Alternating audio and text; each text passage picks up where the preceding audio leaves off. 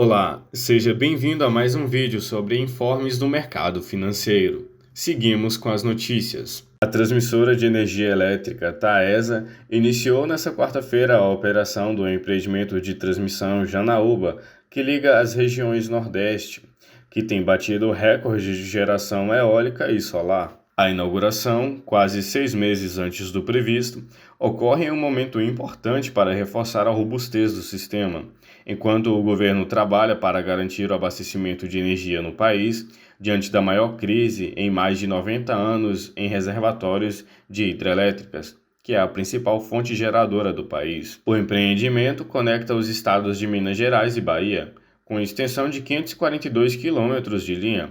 O projeto compreende as linhas de transmissão de Bom Jesus da Lapa e Janaúba Pirapora, Minas Gerais. A Embraer informou nesta quarta-feira que a AV Urban Air Mobility, uma empresa da Embraer, e a Microflight, uma das principais operadoras de helicópteros da Austrália, fecharam uma parceria que estabelecerá as bases para as operações de mobilidade aérea urbana na Austrália, com o início previsto para 2026. Segundo a empresa, a Microflight e a EVE planejam iniciar sua parceria usando helicópteros como uma prova de conceito para validar os parâmetros que serão aplicados às futuras operações de aeronaves elétricas de pouso e decolagem vertical, também conhecidas no mercado como EVA, sigla em inglês para Aeronave Vertical Elétrica. Essa parceria também visa desenvolver novos serviços e procedimentos que irão criar um ambiente operacional seguro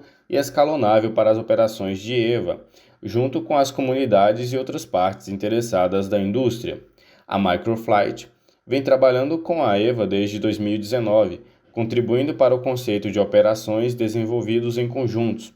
Esse trabalho estabeleceu a base para explorar conceitos novos e práticos para facilitar de maneira segura a introdução de táxis aéreos em Melbourne, na Austrália. A Engie Brasil colocou em operação nesta quinta-feira as 3 últimas das 11 centrais eólicas de seu ativo no Campo Largo 2, de 361 megawatts de capacidade instalada, após a autorização da reguladora ANEEL. O Campo Largo 2 fica localizado no município de Umburanas, aproximadamente a 420 quilômetros de Salvador, na Bahia.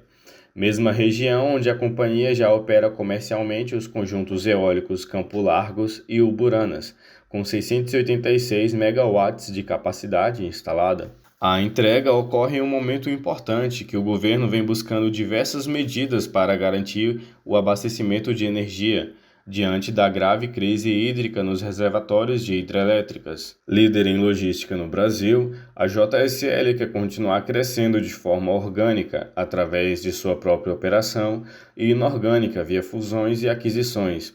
A companhia comprou muitas marcas nos últimos anos. Segundo o diretor executivo, o apetite da companhia está forte para fusões e aquisições. Isso tem a ver com a estratégia de crescimento e para chegar à meta de receita bruta de 11 bilhões de reais até em 2025. O que vem acontecendo com os contratos fechados só no primeiro semestre, somando receita orgânica de 2,5 bilhões de reais, e também de fusões e aquisições. Foram 5 aquisições nos últimos 12 meses, que somaram 1,7 bilhão de receita bruta anual. A Oncoclínicas concluiu a compra na totalidade do Centro Brasileiro de Radioterapia, Oncologia e Mastologia, o CEBROM. O valor estipulado foi de 190 milhões de reais, com estimativas de sinergias em 25 milhões para 2022. Essa aquisição representa um avanço importante para o grupo Oncoclínicas na estratégia de consolidação do mercado de oncologia clínica na região centro-oeste do Brasil, destacou a companhia. A rede de farmácias Pague Menos informou a projeção de abertura de lojas, com projeção de ter 80 novas unidades, número que vai a 120 no final de 2022. Segundo a empresa, as expectativas têm como base sua estratégia de expansão, capacidade financeira e a capacidade de obter pontos comerciais atraentes, mas que podem haver alterações na percepção ou nos fatores mencionados. A Brasil Agro, companhia que atua na compra e venda de propriedades rurais e também na produção agrícola, reportou um salto de 277% no lucro líquido do quarto trimestre da safra 2020-2021, para 127 milhões de reais, com o impulso do bom momento dos preços que atravessa o setor, apesar de uma quebra da safra por intempéries. A companhia, que opera no Brasil, Paraguai e Bolívia, disse ainda que entra no novo ano da safra 2021-2022, preparadas para se beneficiar na conjuntura do câmbio e dos preços das commodities. Segundo a Brasil Agro, com os custos atuais, esperamos que um bom nível de rentabilidade se mantenha na operação também para 2021 e 2022. A Companhia de Alimentos BRF concluiu nesta quarta-feira, por meio da subsidiária BRF Pet, a aquisição das empresas de ração para pets Morgiana Alimentos e o grupo Hercosul, por 1,5 bilhão de reais. A BRF havia divulgado as operações no final de junho, mas sem detalhar os valores envolvidos. A empresa passará a ter uma fatia de cerca de 10% do mercado de pet food no Brasil, que é o segundo maior país em vendas no setor do mundo. Depois de ter passado pela Câmara dos Deputados, no início de agosto, a proposta de privatização dos Correios enfrenta alguns obstáculos. O último capítulo dessa história se deu na última quarta-feira, quando o Senado impôs uma derrota ao governo, ao revogar uma proposta que desmonta as regras que estabelecem limites para os gastos das estatais com planos de saúde para os empregados. O texto segue agora para a promulgação, ou seja, não pode ser vedado pelo presidente Jair Bolsonaro, e será transformado em lei. Antes da resolução, era comum que as estatais bancassem mais de 90% dos custos, sem qualquer coparticipação, sendo possível incluir demais membros da família sem limites de idade. Na época, a resolução foi pensada também como um modo de frear o déficit bilionário apresentado pelos Correios. Para a equipe econômica, a resolução acabou com privilégios e agora a sua revogação pode inviabilizar a privatização dos Correios, que era prevista para ser realizada entre março e abril de 2022.